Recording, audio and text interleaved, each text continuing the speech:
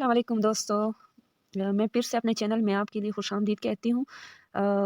आज के टॉपिक में the difference between foreign language and secondary language, गैर मुल्की ज़ुबान और सानवी ज़ुबान में फ़र्क। तो आज की वीडियो में मैं आपके साथ इस बात की वजाहत करूँगी और ये बात क्लियर करूँगी कि इन दो अल्फाज में फ़र्क क्या है। मोस्टली स्टूडेंट्स कंफ्यूज हो जाते हैं कि फ़ॉरेन लैंग्वेज और सेकेंडरी लैंग्वेज से क्या मुराद है, मतलब इन दोनों में अल्फाज में फ़र्क क्या है। तो आज की वीडियो में मैं ये बताऊँगी कि इन दो अल्फाज में फ़र्क क्या है। तो आइए हम पढ़ लेते हैं।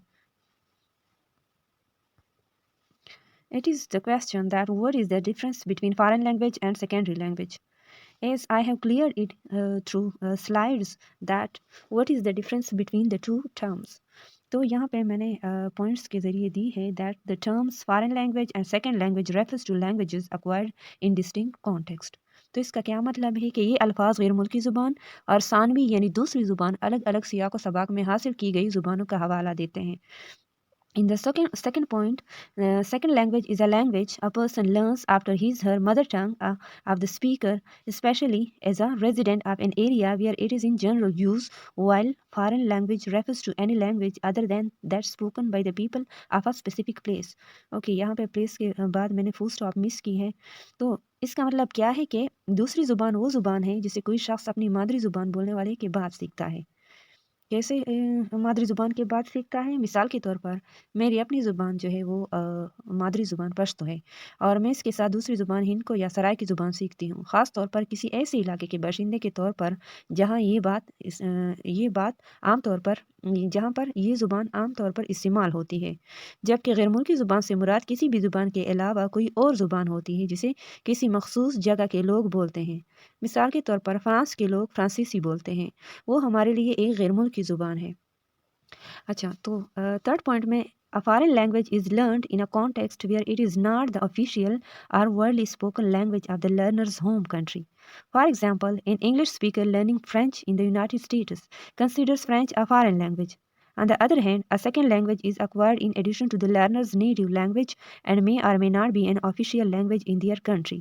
If a Mandarin speaker If a Mandarin speaker learns English in China, English is their second language. मैंने क्या बात की है कि एक गैर मुल्की ज़ुबान इस तनाज़र में सीखी जाती है जहाँ ये सीखने वाले के आबाई मुल्क की सरकारी या वसी पैमाने पर बोले जाने वाली ज़ुबान नहीं है। तो मिसाल के तौर पर यहाँ मैंने मिसाल दी है कि रियासत-ए मुत्तहिदा में फ़्रांसीसी ज़ुबान सीखने वाला जो कि अंग्रेज़ी ज़ुबान बोलने वाला है, वो फ़्रांसीसी ज़ुबान को गैर मुल्की ज़ुबान समझता है।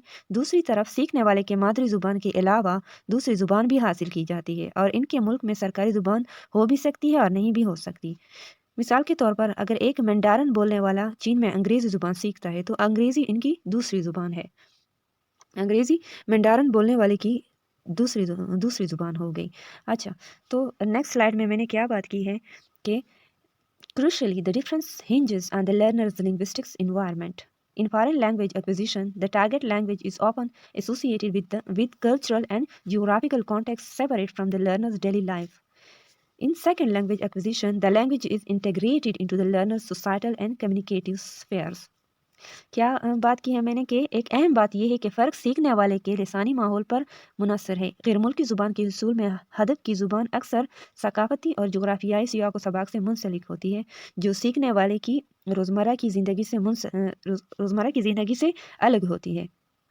दूसरी ज़ुबान के हुसूल में ज़ुबान सीखने वाले के समाजी यानी माशरती और इब्लागी शोबों में ज़म हो जाती है।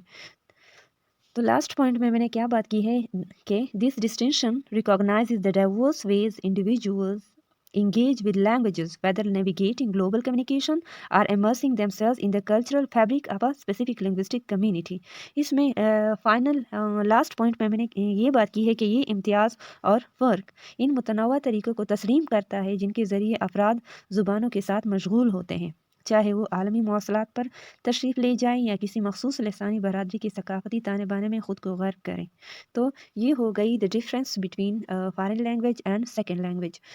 उम्मीद है कि आपके लिए क्लियर हुई होगी और आप समझ गए होंगे कि एक गैर मुल्की ज़ुबान और सानवी ज़ुबान में क्या फ़र्क है। तो इतना ही काफ़ी है और मुझे इजाज़त दीजिए। Thank you so much. Thank you for watching my video. अल्लाह हाफ़िज़।